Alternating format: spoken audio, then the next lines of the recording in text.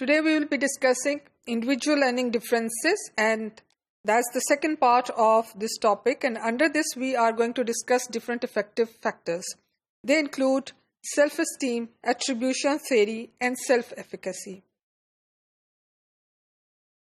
Definitions of affective domain. So before we move on to the understanding of the factors, we must try to understand the definition through definition what we mean by affective domains. That is the emotional side of human behavior, and it may be juxtaposed to the cognitive side. So two things need to be understood here, emotional side as well as the cognitive side. The development of affective factors or states and feelings involve a variety of personality factors, feelings, not only about ourselves but also about others with whom we come into contact. So it is our perception and feelings that we have of ourselves as well as about others with whom we interact, and it incorporates not only the emotional side but also the cognitive aspect. For Oxford, the affective domains are the affective side of the learner is probably one of the most important influences on language learning, success or failure. Good language learners are often those who know how to control their emotional and attitudes about learning. So, affective side is very important because it has both the cognitive side as well as the emotional side, and for any learner to be successful in language learning, these two sides need to be understood very carefully. Both sides actually determine the process of success as well as failure.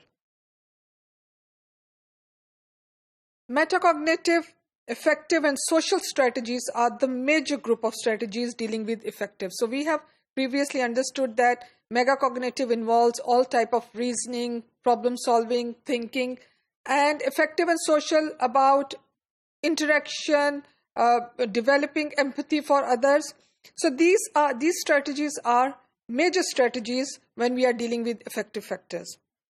According to Donai, affective strategies involving taking control of the emotional conditions and experiences that shape one's subjective involvement in learning. So basically, effective strategies enable learner to take control over their emotional experiences as well as other experiences when they are developing their own subjective process of learning. One of the effective strategies is also known as encouraging yourself strategy, and according to Oxford, it is divided into three supportive strategies. One is making positive statement. While dealing with 4 skills, for example, you provide or you give yourself a positive statement if you are performing well in a presentation or writing a well-connected paragraph. So you tell yourself, good job, or well done, or I have written a good paragraph, or I have given a good presentation. So that's a positive statement to yourself. Taking risk wisely is making conscious, deliberate efforts about a procedure and then decide what needs to be done. And then rewarding oneself, that reward comes from within in the form of confidence, in the form of appreciation or enjoyment. So this is basically encouraging yourself strategy, which can support or provide support for language learning process. Then we have the first affective factor is self-esteem. According to these researchers, self-esteem is the evaluation one makes of oneself or self-concept description, and more specifically to the degree to which one is satisfied or dissatisfied with it in whole or in part. Basically, self-esteem is your assessment of your concept of any ability that you have. Its self-concept is the ability that you think you have, and your evaluation of that self-concept. If you feel that you are brave enough to cross a moving bridge, or you are brave enough to climb a mountain, now that is your concept or your description of your self-esteem. Unless you carry out that action and that action is successfully performed, only then you can determine and say you are brave enough to do that. So when you have a successful completion of the self-concept, it leads to high self-esteem. And when you fail to carry out that action, it leads to so low self-esteem. Oxford states, self-esteem is self-judgment or worth or value based on a feeling of efficacy, a sense of interacting effectively with one's own environment. So self-judgment, that how good you are to perform, or how good you are as far as your own understanding of yourself is concerned. According to Brown, no successful cognitive or affective activity can be carried out without some degree of self-esteem, self-confidence, knowledge of yourself, and self-efficacy.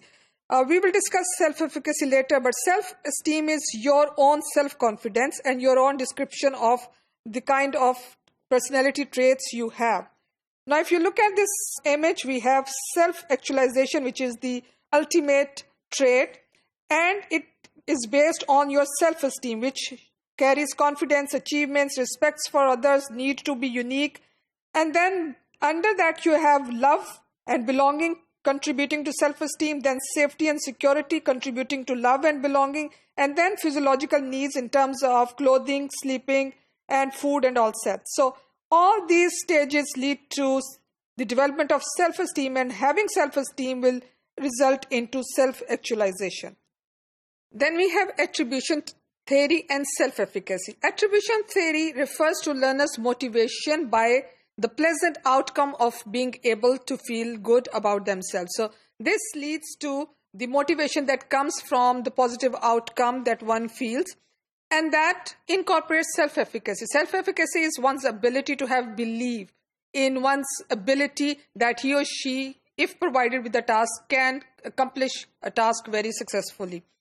So this basically will strongly influence the way in which they will interpret the success or failure of their current efforts, and hence their future tendency to perform actions or same behavior in terms of their own understanding of their beliefs. According to attribution theory, 3 sets of characteristics explain success or any failure, and one can be internal and external, which is your internal factors can be your apprehension or your fear, and external are all the external factors in terms of infrastructure, environment. Then stable and unstable causes. Stable causes, the outcome which are positive, correct, they are stable, and outcome which they provide different results are unstable. Controllable or uncontrollable. Controllable reasons are the ones where the learner has control over the results, and uncontrollable are the ones where the learner does not have any control. So these are 3 sets of characteristics explained in terms of attribution theory. To conclude, effective factors of learners' psychological personality and self-esteem can play important role in the academic success of language learning, especially foreign language learning, and the attribution theory incorporates self-efficacy for development sense of one's ability to determine the future course of action based on the belief and ideas of one's own intelligence in one's own abilities.